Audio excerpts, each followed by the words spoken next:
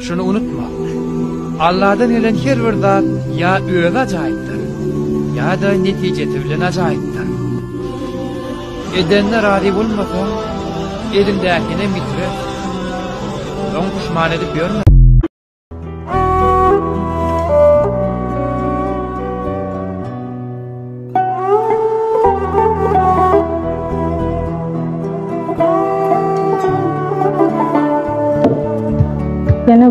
Yine bolmadı mı?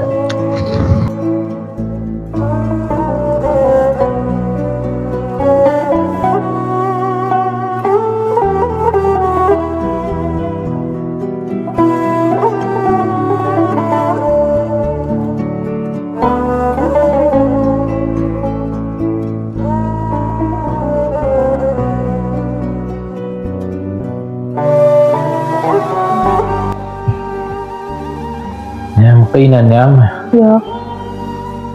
Kıynanma. Allah'dan gelen her bir zadın öz acayiptir. Ya da neticesi bilen acayiptir.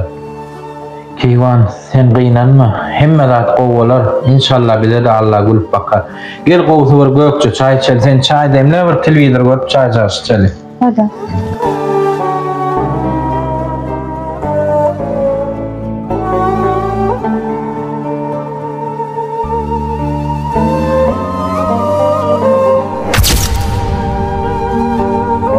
Siz kim?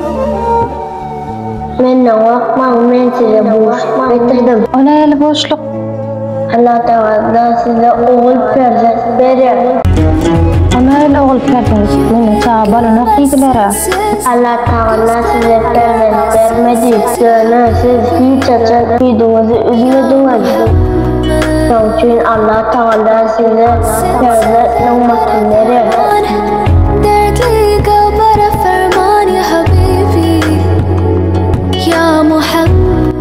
Allah can, sana şükür edeceğim. Yüreğim gülmez sensiz, gözlerim görmez sensiz ya Habibi, ya Muhammed. Oh, sensin dertlere derman, dertli kalplere ferman ya Habibi, ya Muhammed, ya Muhammed. Devlet. Ya Muhammed.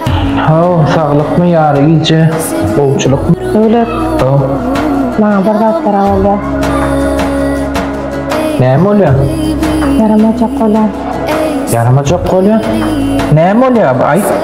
Bilemem, başım aydınlar. Başım aylanıyor. Be, bardak ne mi oluyor? Yanıma kovucudum. Bilemem. Gözlerim görmez sensiz ya Habibi. Ben bir hili. Ama doğru yesimeli. Ama doğru yesimeli? Hava. Vallahi benim yıkıcım geldim. Bir de ortada tapar yarı içe de olsa. Yıkıcım kalırsın. Bir min.